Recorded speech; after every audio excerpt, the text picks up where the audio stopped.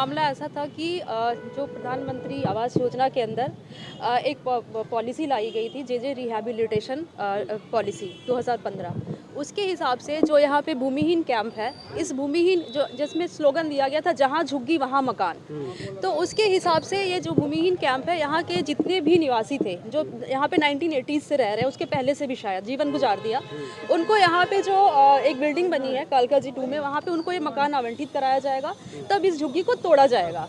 अब जब सर्वे हुआ, इस पॉलिसी के अंदर जब सर्वे हुआ, तो सर्वे पहली बात तो डीडीए ने कोई अवेयरनेस नहीं दिया, सर्वे किस चीज़ का हो रहा है, इनको एजुकेट नहीं किया। आपको ही पता है डेली वेजर्स है, ठीक है, जो कोई रिक्शा चला रहा है, कोई दुकान, कोई सब्जी वाले हैं, इनको अवेयरनेस नहीं दिया गया कि किस तरीके से सर्वे करना है, क्या करना है। बस आके उन्होंने एक ऐसी सर्वे कर लिया, सर्वे कैरी आउट किया गया जिसमें बिना इनको एजुकेट किए बस बता दिया गया ये डॉक्यूमेंट्स चाहिए, ये पॉलिसी है, जिसमें पहली बात तो सर्वे में ही बहुत लोगों को इनएलिजिबल बताया गया क्योंकि उनको सही तरीके से एजुकेट नहीं किया।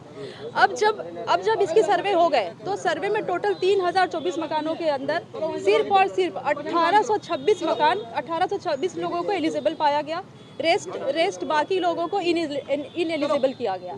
अब 1826 लोग जिस पे एलिजिबल हुए उनको तो मकान आवंटित हो गया, बाकी जो 1060 लोग यहाँ पे हैं उनको मकान आवंटित नहीं हुआ। उनके मकान आवंटित नहीं हुआ, उसके बावजूद भी यहाँ पे डेमोलिशन किया गया है। मैं इस मामले को लेके हाई कोर्ट तक गई हूँ, कुछ और वकील भी हाई कोर्ट तक लेकर गए हैं, और उस हाई कोर्ट ने इस मामले को देखते हुए नोटिस भी किया है इशू डीडीए को।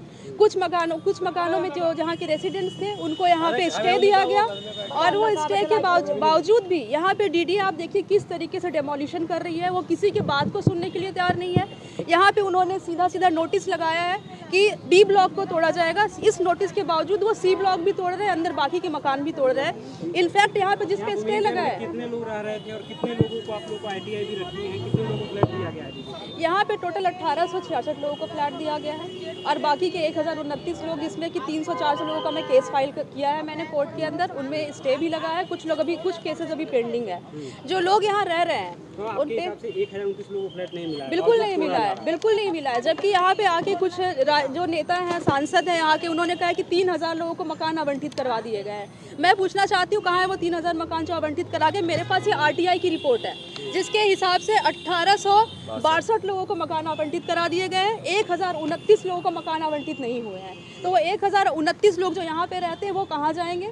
उनके प्रति डीडीए का कोई कार्रवाई? जो 1029 लोग उनके पास वैलिड दस्तावेज हैं, उनमें काफ़ी डॉक्यूमेंट्स मैंने वेरीफाई किए हैं। कुछ पॉलिसी में भी एरर है। यदि आप पॉलिसी इनको रिहैबिलिटेशन के लिए दे रहे हो तो पॉलिसी ऐसी बनाओ कि इनको बेनिफिट मिले, बेनिफिशरीज को बेनिफिट मिले। ऐसी ना बनाओ कि आप मकान देने के लिए बना रहे हो या इनको यहाँ से हटाने के लिए बना रहे हो। तो कम से कम मैंने खुद भी कुछ डॉक्यूमेंट्स वेरीफाई किए, वो डॉक्यूमेंट्स प्रॉपर है, उनका सर्वे ही नहीं हुआ प्रॉपर।